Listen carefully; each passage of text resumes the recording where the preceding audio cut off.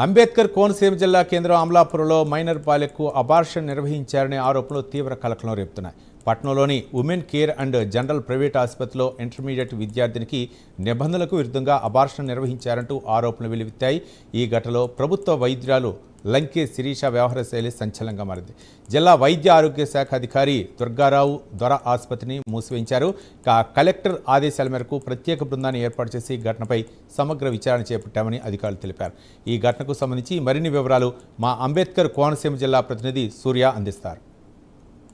కోనసీమ జిల్లా అమలాపురం నల్లవంతుని దగ్గరలో ఉన్నటువంటి ఉమెన్స్ కేర్ హాస్పిటల్ దగ్గర మనం ఉన్నాం. ప్రస్తుతం ఏదైతే మైనర్ బాలికపై అబార్షన్ చేశానని చెప్పేసి ఒక ఘటన నిన్న కలకల రేపిన సంగతి అందరికీ తెలిసిందే. ఈ విషయం గురించి ఆరోగ్య శాఖ డిఎంహెచ్ఓ దీన్ని ఒక బృందాన్ని ఏర్పరిచి ఇక్కడ విచారణ చేపట్టడం కూడా జరిగింది. కలెక్టర్ ఆదేశాలతో ఈ విచారణ చేపట్టడం జరిగిందని చెప్పేసి నిన్న మీడియా ముఖంగా చెప్పడం జరిగింది. ఈ విషయం గురించి ఎస్సీ మానిటరింగ్ జిల్లా మెంబర్ మనతో ఉన్నారు. ఒకసారి ఆవిడని అడిగి తెలుసుకుందాం. రండి, చెప్పండి అమ్మా, ఏంటి లోపలికి వెళ్ళి ప్రయత్నం చేశారా? ప్రస్తుతం అయితే హాస్పిటల్ క్లోజ్లో ఉన్నట్టు కనపడుతుంది, అని సీజ్ చేసినట్టుగా చెప్తున్నారు. ఏంటంటే మీరు ఇక్కడ చూసింది చెప్పండి. మేము ఈరోజు ఉమెన్స్ కేర్ హాస్పిటల్కి రావడం జరిగింది. మేము లోపలికి వెళ్ళి బాలిక గురించి కొన్ని విషయాలు తెలుసుకోవడానికి లోపలికి వెళ్తుంటే మెడికల్ షాప్ యొక్క వ్యక్తి మమ్మల్ని అయితే లోపల నుంచి గంటడం జరిగింది. మీరు హాస్పిటల్కి రావడం ఏంటి, మీరు ఇక్కడికి ఎందుకు వచ్చారు అని కొన్ని మాటలు కూడా దురుసుగా మాట్లాడడం జరిగింది. అది మేము డాక్టర్ గారిని కలవాలి, ఆవిడతో మాట్లాడాలంటే ఆవిడ లేదు బయటకు వెళ్ళింది అంటే ఎక్కడికి వెళ్ళింది ఏంటి అని మేము పేషెంట్తో మాట్లాడాలి, కొన్ని విషయాలు మేము తెలుసుకోవాలి. అందులోకి ఇక్కడ ఈ యొక్క హాస్పిటల్లో ఉన్న సదుపాయాలు ఎలా ఉన్నాయని కూడా కనుక్కోవడానికి మేము వచ్చామన్నా కూడా మమ్మల్ని ఆ వ్యక్తి చాలా దురుసుగా మాట్లాడడం జరిగింది.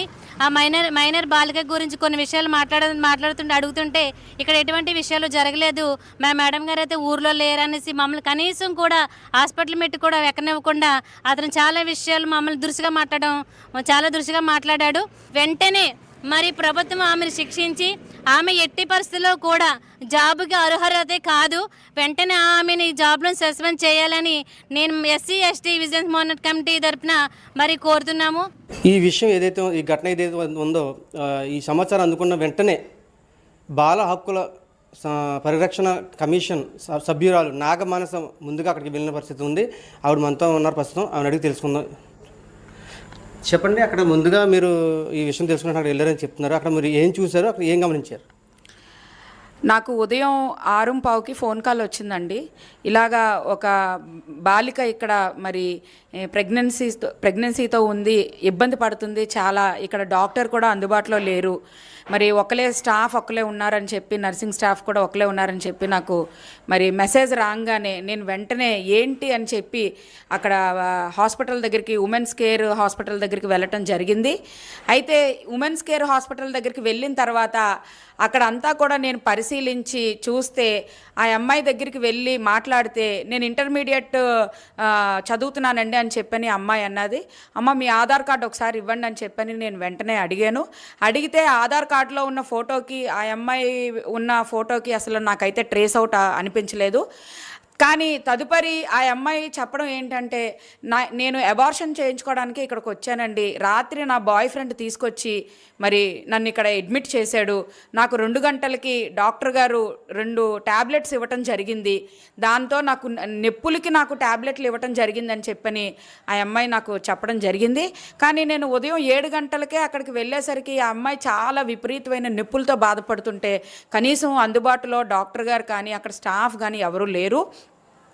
అంతేకాకుండా ఆ పాప నాకు చెప్పిన విషయం ఏంటి అంటే నాకు అబార్షన్ అయిపోవాలండి, ఫస్ట్ నుంచి అదే మాట మాట్లాడుతున్నారు.